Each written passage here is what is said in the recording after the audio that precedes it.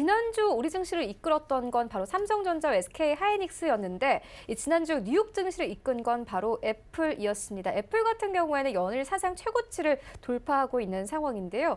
일단 중국 내 아이폰 11의 매출 급증이 상승의 주요 배경으로 꼽히고 있습니다. 관련해서 상황 어떻게 보고 계십니까? 네, 우리나라 삼성전자, 이제 SK하이닉스, 그리고 미국은 결국은 애플 컴퓨터의 주가가 사상 최고치를 연일 경신하는 그런 모습. 미국을 이끌고 있는 소위 말하는 애플 컴퓨터의 주가, 그 상승 배경, 우리가 이 부분, 왜 이 부분을 우리가 좀 살펴보고 이 부분이 과연 우리 시장에 어떤 영향 내지 어떤 시사점을 주고 있을까라는 부분 우리가 꼭 눈여겨봐야 될 것이다. 앞서서 이제 그 최연 앵커 중국에서의 매출 급증, 아이폰의 매출 급증이 최근 만들어내고 사상 최고치를 만들어내고 있는 핵심 배경이다라는 부분 분명하게 말씀을 주셨습니다. 그러면 그거보다 조금 더 원천적으로 생각을 해본다라면 결국은 애플의 중국 내에서의 어떤 그 매출액의 어떤 그 급증 부분, 이런 부분들을 만든 배경은 결국은 미국과 중국 간의 관계 개선이다라고 우리가 좀 정리를 해볼 수 있을 것 같고요. 최근 미국 내 테슬라 주가의 상승세, 이 부분도 마찬가지, 애플 컴퓨터 주가의 사상 최고치 연일 경신도 마찬가지, 미국과 중국 간의 관계 개선 부분에 상당 부분 그 배경을 우리가 뒷받침되고 있다라는 부분 말씀을 좀 드려볼 수 있을 것 같은데, 이때까지 중국 내에서 사실상 중국인들조차도 애국 소비에 대한 관심이 상당 부분 많았었죠. 그렇게 되면서 실질적으로 애플 제품의 중국 내 판매가 사실상 급감하는 그런 모습들이 나타났었고, 이 부분이 결국은 실적 쇼크로 이어지게 되는 그런 모습. 하지만 최근 들어서 이제 애플 컴퓨터 상승 기로에 계속해서 연일 상승을 계속하고 있는 그런 모습을 나타나고 있는데요. 그 부분들 한 5가지 정도 우리가 요약이 될 수 있지 않을까 말씀을 좀 드려보는데, 첫 번째가 바로 아이폰 11의 흥행이 전 세계는 물론 특히나 가장 힘들었다고 평가를 할 수 있는 중국 내에서까지 계속되고 있다라는 점. 중국 내에서 아이폰 11 우리 지난달 18.7%의 매출 증가가 나타났다.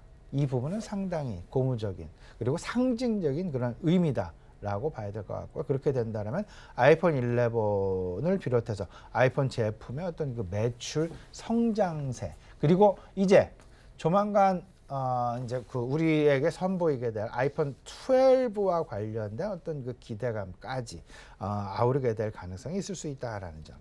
두 번째가 이제 그 미국과 중국 간의 1단계 서명이 임박했다라는 점이 되겠습니다.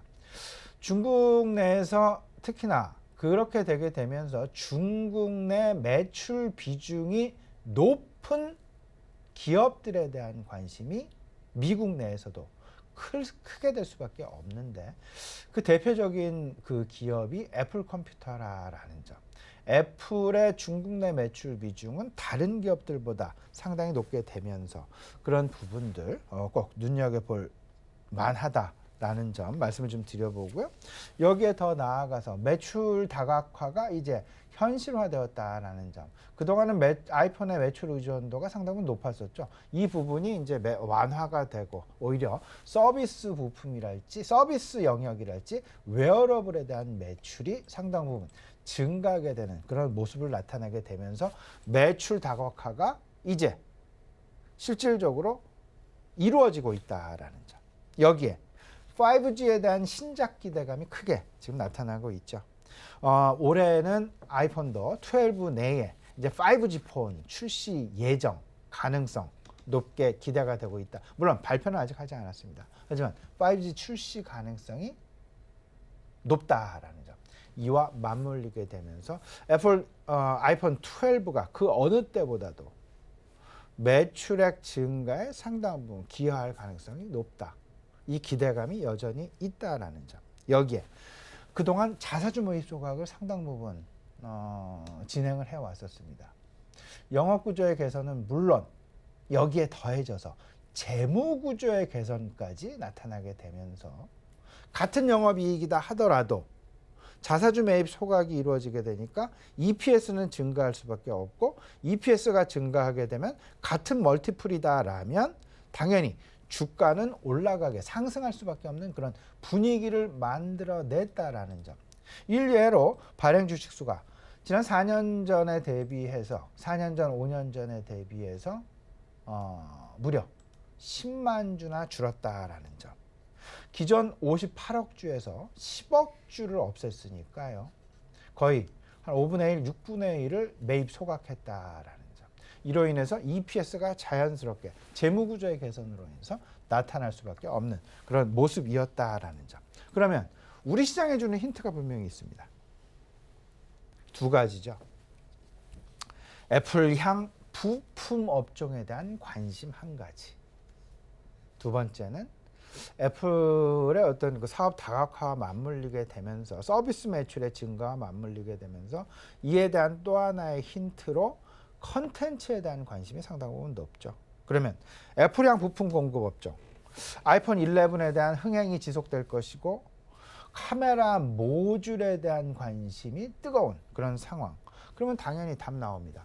LG 이노텍에 대한 관심 계속해서 여전히 그동안 주가가 많이 올랐음에도 불구하고 여전히 우리는 LG 이노텍을 중심으로 한 애플향 부품 업종에 대한 관심을 계속 가져나가야 되겠다. 말씀을 아울러서 드리고요. 두 번째, OTT 플랫폼 사업에 대한 본격화. 그러면 디즈니 플러스가 작년 11월부터 이제 런칭을 했죠. 그러면서 근데 이제 그 런칭이 됐다라는 이야기는 그만큼 그 엣지, 경쟁력을 갖기 위한 그런 노력이 OTT 플랫폼 회사들마다 지금 서로 간에 확보 전쟁에 나서고 있는 그런 양상인데 그에 대한 가장 수혜를 어디서 볼까? 결국은 컨텐츠 기업들이 볼 수밖에 없다. 컨텐츠 IP 보유 업체들에 대한 관심. 대표적으로 이제 뭐 스튜디오 드래곤이 그 대표 기업이 되지 않을까 말씀을 좀 드려보는데 컨텐츠 보유 기업에 대한 관심 그리고 애플향 부품 업종에 대한 관심 분명히 필요한 그런 상황 계속해서 진행이 되고 앞으로도 상당 기간 지속될 가능성이 높겠다라고 보셔야 될 것 같습니다.